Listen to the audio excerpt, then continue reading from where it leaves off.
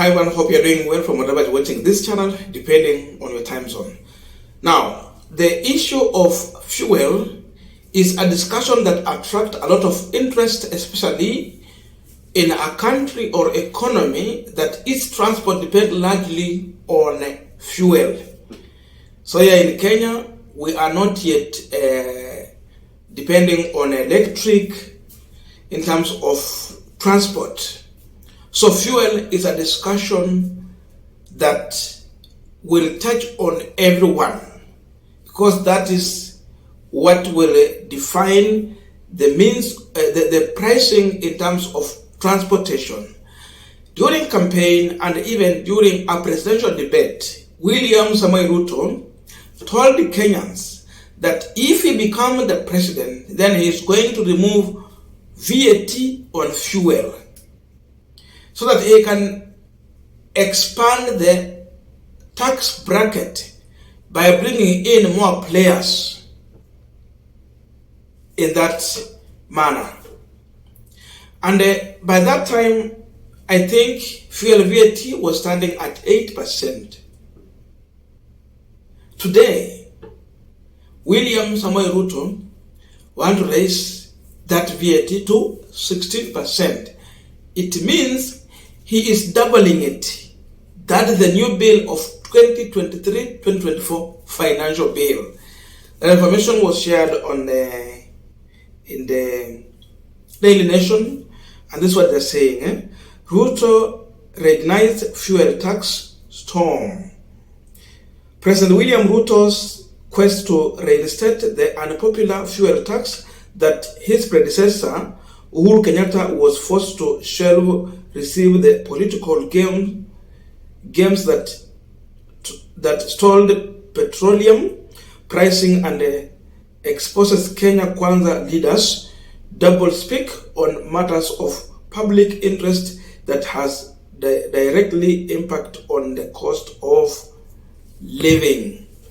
Ruto went further to compare Kenya and Uganda in terms of fuel pricing, and he was asking one question: why is it that the fuel in Uganda is cheaper compared to Kenya, when it is clear that for Uganda to receive their fuel, it is passing through Kenya, kutoka Mombasa? Then it is still cheap, and yet here in Kenya, where we receive fuel direct in our own coastal region, the fuel is high. Listen to him shortly. A straight answer would be, how come that fuel in Uganda is cheaper than fuel in Kenya? So, and yet the fuel being sold in Uganda goes through Kenya. That tells you that that kind of explanation is escapist and has no basis whatsoever. We should address ourselves to the crisis that is there in the country and the monopolies that have taken our fuel and economic sector captive. Lakini vile vile tuhakikisha kwamba Wakenya wengine wengi wanyongwe wasifinywe, tuhakikisha kwamba there is a balance between looking for resources for matters of development, but also balancing it with affirmative action to ensure that vulnerable Kenyans are not affected, even as we look for taxes and resources. Now we are continuing with the panel discussion, but just a quick request for those who are watching and you have not subscribed, please consider subscribing. To the returning subscribers, Master, thank you so much, and again to all our viewers, please give this video a thumbs up. Thank you so much, and back to this discussion. Now, when we had the fuel crisis in this country, it turned into a political fodder for Kenya Kwanza, and they really politicized that issue so much. You can remember even some time back when Dennis Itumbi also weighed in on that issue of fuel. For some people in the government, they were saying that Ukraine war to some extent is also touching on the issue of fuel pricing. And remember, at that time, it was still 8%. This is what Dennis Itumbi said. it is state capture in Kenya that is to blame for high fuel pricing. European Union says Ukraine-Russia war has nothing to do with it. So you see, even them, they were saying that the war in Ukraine has no anyway, it's not in any way touching on the issue of increase in the price of fuel or scarcity. Because of that, it's only state capture that will make the executive to come up with measures to increase the fuel pricing by increasing taxes. Today, someone is asking a question. Do we also have the new state capture in Kenya Kwanza? And if so, who has captured William Ruto? Is it Gachagua? Is it the West? Is it Dennis Itumbi? Or Ruto was just simply lying to Kenyans? If you ask Azimio, they will tell you that they know William Ruto as a perennial liar. He survived on lies. He's a man who always sells hope that will never be fulfilled. To an extent, Raila Odinga branded him Mr. 6 months time. From the stadiums, he came now to fuel, and today he wants to double the tax on fuel. This tells you one thing. If your belt is tight, try to tighten it more than how tight it is. Once he touched on fuel and increased those taxes to 16% from 8%, then things are going to be more hard than what it is as of now. It is going to double, because it's going to double the price. So Ruto, who was promising to remove taxes, people are saying, oh, so in this manner, actually, everything is going to be simple, and this is the heaven we were looking for, the paradise we wanted to be in. Today we are here. Ruto is taking Kenyans to hell. From frying pan to fire direct.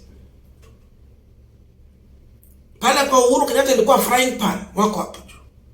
Lakini saa hizi anataka kuwatumbukiza kwa moto direct. Hapo ndio tuko sasa. So look at that.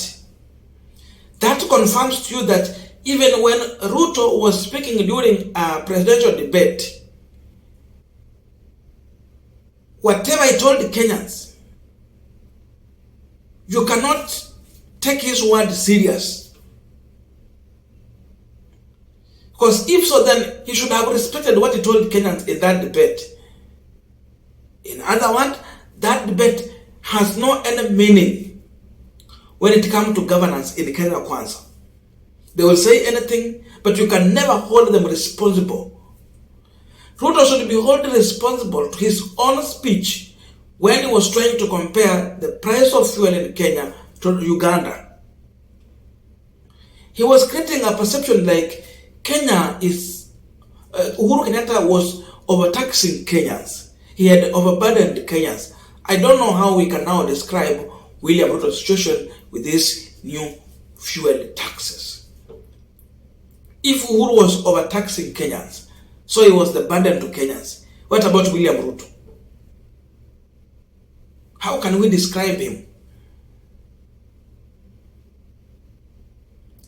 Huyu ndio president wa hustlers. Sasa hustler atawala. He's in Statehouse. And he is literally taking care of the hustlers. I don't know which hustlers, surely. Kipchumba was in a radio interview, I think it was Spice FM, and he said that hustlers are not poor people. No one should think that hustlers are poor people. No, they are not. Hustlers are rich.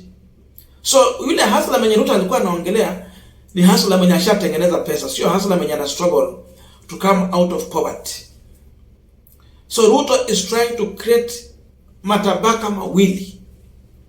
We are going to have two tribes in this country. The tribes of those who have and those who don't have. So that those who don't have, you continue to vanquish in poverty and you will never get out of that level. And those who have it will continue to afford because they are in a position to afford. Sasa mama mboga, ukitaka kubeba mboga yako ukitumia hata pikipiki, mafuta inaenda kupanda bei. Penye ulikuwa unalipa 100, prepare to pay 200 because VAT is coming in double. Ruto atanunua wabunge kupitisha hii bill. He has proved to Kenyans that he can have artificial numbers when it comes to the parliament politics and the bill that he has interest in. He will buy people using your taxpayers' money to pass whatever he wants to pass. That's how far Ruto has disrespected Kenyan people. There's no respect at all. When he uses your own money that you pay in terms of taxes to buy members of parliament to pass this bill that is so anti-people's tax, that is so impunitive bills in this country. Now you know where we are heading to. Hata watu walikuwa wanasema mambo ya dialogue and tax what. That dialogue is anti-people dialogue. Because Ruto has shown his appetite to milk Kenyans dry. He can't be held responsible. Dennis Itumbi was playing politics. There's nothing you can trust about him. They play with your mind. And you will never hold them responsible on anything they say. Ruto's word can never be his bond.